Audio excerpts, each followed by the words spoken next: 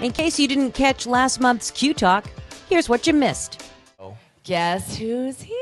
We've been talking about him since for I've 2.5 been years. talking about my son, my prodigal son, for 2.5 years, because that's about the time that he went into the Navy SEAL program. And when Franz and I decided to do this show on September 10th, Yep. we said, well, we have to do it, about heroes and 9/11 and all that. I said, well, it just so happens I know a Navy SEAL that can come up. But, it's very covert. So we can't say his last name, and we can't... It's kind of like James Bond. I know, he's very Bond. He's very Bond. But anyway, I'm just thrilled to have him on the show. Ladies and gentlemen, welcome Joe! Come on! Dun, dun, dun, dun. I know. Dude, why did you decide to go into the Navy SEAL program? Yeah, why did you? That's a great question. I joined for very selfish reasons initially. I wanted to go out of high school, and Mom convinced me not to and go to college. I wanted the challenge. I wanted to be a part of something that was, very well respected. And since I've joined, it's been changing. It's been life-changing. It's been humbling to be a part of something so much bigger than yourself. Mm-hmm. But I don't know. I was looking for something, and I really wanted to actualize my potential, so to speak. Mm-hmm. And I felt like this was a good avenue to try that out. Well, let me tell you. Oh, Joe for president. I'm sorry. Can you tell Angie's a proud mom? I know, I right? can't even do the interview.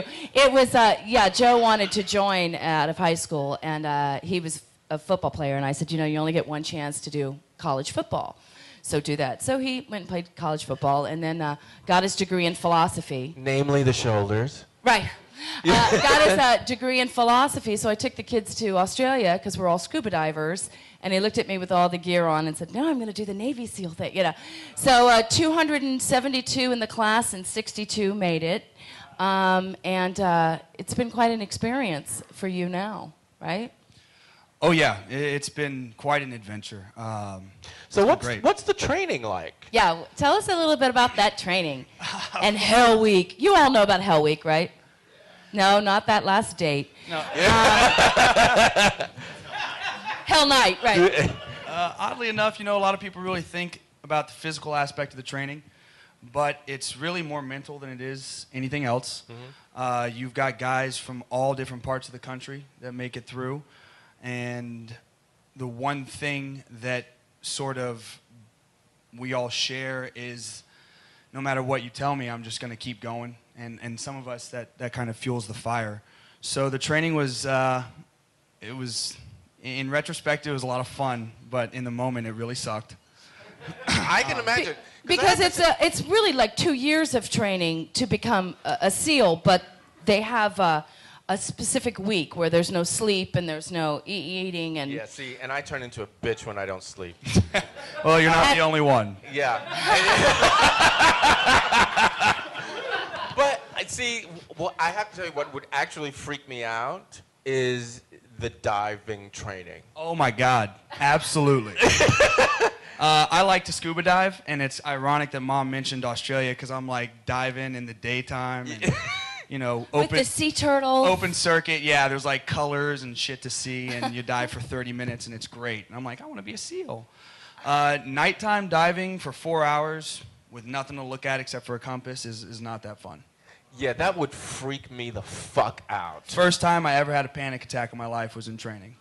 But you literally, correct me if I'm wrong, but you can't see anything in front of you. Oh, nothing. You run into stuff all the time. Bump your head on piers and whatnot. And that's another thing where, it's just really mental. You get down into the water and what you have to deal with is really nothing except for what's in your head. Your heart rate speeds up and you just want to bolt to the surface and get out of there, but you just have to find a way to keep going. And believe it or not, you get through it and everything starts to slow down and your patience develops just for that dive. And, and the next one is a total other story. The next one, it's like, I'm not getting back in that fucking water.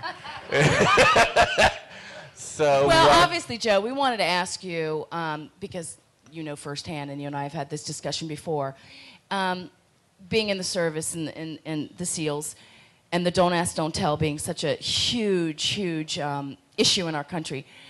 What were some of the reactions from not only your brotherhood, your buddies, but also Master Chiefs? And I mean, was there a prevailing that they all had?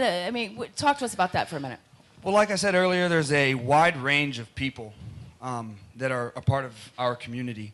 And, I mean, even in training, we had a guy that was a total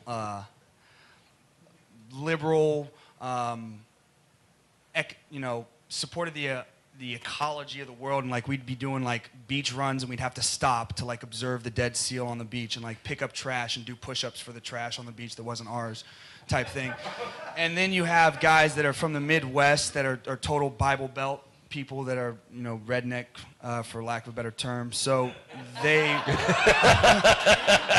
we love them all. Yeah. Then they fall into their stereotypes. Some guys are ironically homophobic, even though most of the things that we did in training to stay warm. Hold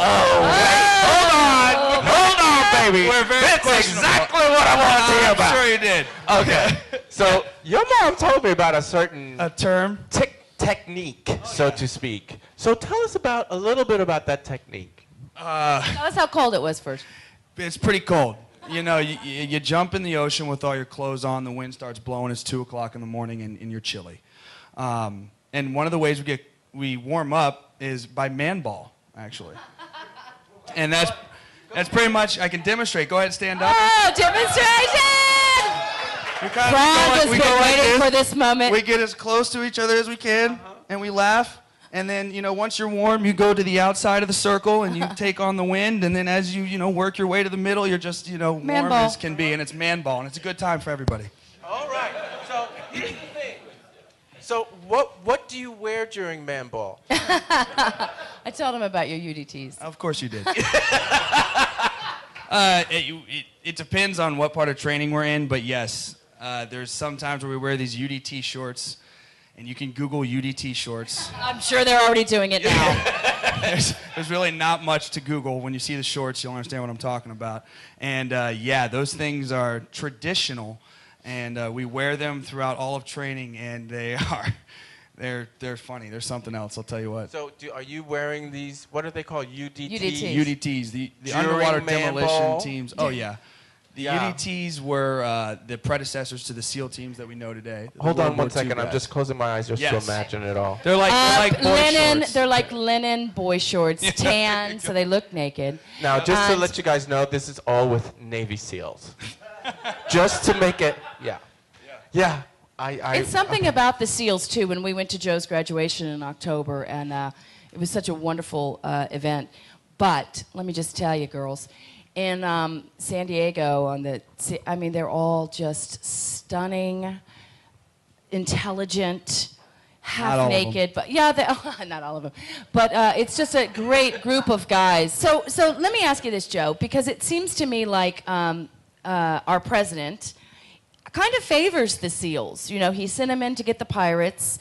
He sent them in, and congratulations on getting Osama bin Laden. Those are Navy SEALs. Yeah.